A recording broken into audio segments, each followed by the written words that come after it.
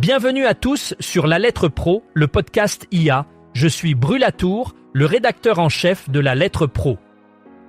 Aujourd'hui, nous vous proposons un tour d'horizon des actualités qui ont marqué la journée. Au programme, un changement de cap pour Radio Ondine en Bretagne, l'ouverture d'une antenne par l'Ascol à Montpellier, une dernière en public pour l'émission 100% Racing en Alsace, la confirmation de Maison FG dans le top 10 des éditeurs audio, et bien plus encore. Depuis novembre 2024, Radio Évasion s'est transformée pour devenir Radio Ondine. Sous la direction de Ludovic Fossard, cette radio associative bretonne a adopté une nouvelle identité ambitieuse. Fossard, qui a une solide expérience dans la télévision et le documentaire, a conduit cette transition vers une ligne éditoriale axée sur les sciences. Cette réorientation marque une rupture avec le modèle traditionnel des radios locales, en s'appuyant sur une approche éditorialisée et en relevant les défis structurels du secteur associatif. L'Ascol, un organisme de formation réputé dans le domaine de l'animation radio, s'apprête à lancer une nouvelle antenne à Montpellier à partir du 8 septembre 2025. Cette initiative s'inscrit dans le cadre d'un partenariat avec Radio Clapas, une radio associative bien ancrée dans l'éducation aux médias. Cette collaboration vise à offrir une session certifiante qui permettra aux participants de développer leurs compétences dans l'animation radio. En s'installant dans le sud de la France, l'Ascol entend renforcer sa présence nationale et élargir son influence dans le secteur de la formation au métier de la radio. Ce partenariat avec Radio Clapas souligne l'engagement des deux entités à favoriser l'éducation et l'innovation dans le domaine des médias.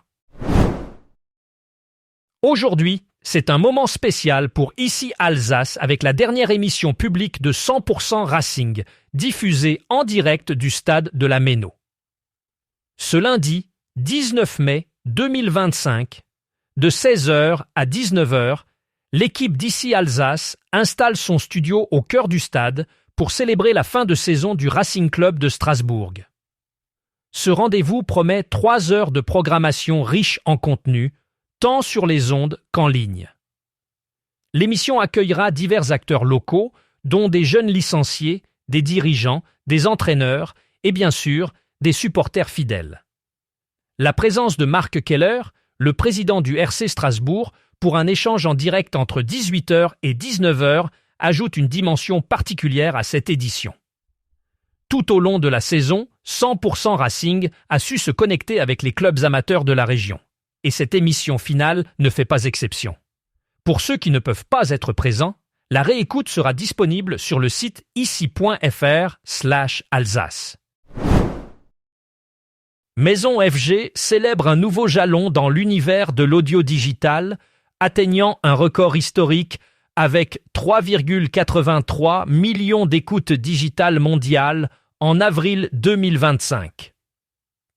Ce chiffre impressionnant permet à Maison FG de maintenir sa position de 8e groupe audio digital en France. Sur une période d'1 an, le groupe a cumulé 42,3 millions de streams et 23,5 millions d'heures d'écoute. Notamment, la marque FG surpasse désormais Fun Radio, Europe 2 et Radio Nova dans le classement de l'ACPM. Le bouquet de la marque inclut FG Chic avec 325 788 écoutes mondiales, FG Starter by Akimakli avec 245 313 et FG Deep Dance avec 225 845 écoutes. Radio FG, le pilier du groupe, a atteint 980 284 écoutes mondiales. Maximum, une autre entité du groupe, célèbre son 5e anniversaire en dépassant les 100 000 écoutes mensuelles en France. Maison FG offre aujourd'hui 50 radios et playlists disponibles sur divers canaux et plateformes, enrichis par plus de 3000 heures de mix en podcast. Au premier trimestre 2025, la radio aux États-Unis a consolidé sa position en tant que leader dans l'univers publicitaire. Selon The Record, Une étude trimestrielle alimentée par les données de Nielsen et Edison Research, la consommation quotidienne de musique a atteint 3 heures et 54 minutes. Cela inclut l'écoute sur des plateformes avec ou sans publicité telles que la radio, les podcasts, les services de musique en continu et la radio par satellite. Malgré la concurrence accrue des plateformes numériques, la radio maintient son attrait grâce à sa large portée et son accessibilité. Elle continue d'être une plateforme privilégiée par les annonceurs pour toucher un public diversifié. La capacité de la radio à s'adapter et à intégrer des contenus variés, tout en conservant une approche locale et personnalisée, contribue à sa résilience dans le paysage médiatique actuel. Laura Lego a été couronnée lauréate de la bourse Loga-Delmas 2025, une distinction prestigieuse décernée par Europe 1. Depuis 1961, cette bourse récompense les jeunes journalistes prometteurs issus d'écoles renommées. En tant que gagnante, Laura Lego, étudiante à l'école de journalisme de Sciences Po Paris, bénéficiera d'un contrat de 6 mois au sein de la rédaction d'Europe 1. Cette reconnaissance s'ajoute à une liste impressionnante de lauréats précédents, tels que Wendy Bouchard et Maxime Switek. Le jury, présidé par Donat Vidal-Revel, directeur général d'Europe 1, comprenait des figures éminentes du journalisme, dont Christophe Carrez et Sébastien Le Belzic. La bourse Lauga-Delmas honore également la mémoire de Francis Lauga et Alain Delmas, anciens reporters de la station. Laura Lego succède à Youen Madec, lauréat de l'année précédente, et fait désormais partie d'une lignée de journalistes distingués par Europe 1. Au premier trimestre 2025, les recettes publicitaires de la radio en France ont atteint 129 millions d'euros, enregistrant une baisse de 1,5% par rapport à l'année précédente. Cette diminution des revenus s'inscrit dans un contexte où le média radio traditionnel est en pleine mutation, confronté à la montée du numérique. Cependant, l'audio digital connaît une forte croissance, compensant en partie la baisse observée dans le secteur classique.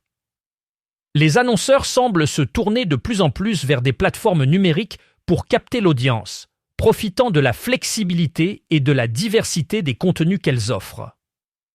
Cette tendance souligne l'importance pour les acteurs de la radio de s'adapter aux nouvelles habitudes de consommation et de développer des stratégies intégrant le digital pour rester compétitifs dans le paysage médiatique actuel. Les annonces récentes de Radio France concernant la réallocation de certaines de ses fréquences hertziennes ont suscité une vive réaction de l'Alliance de la radio.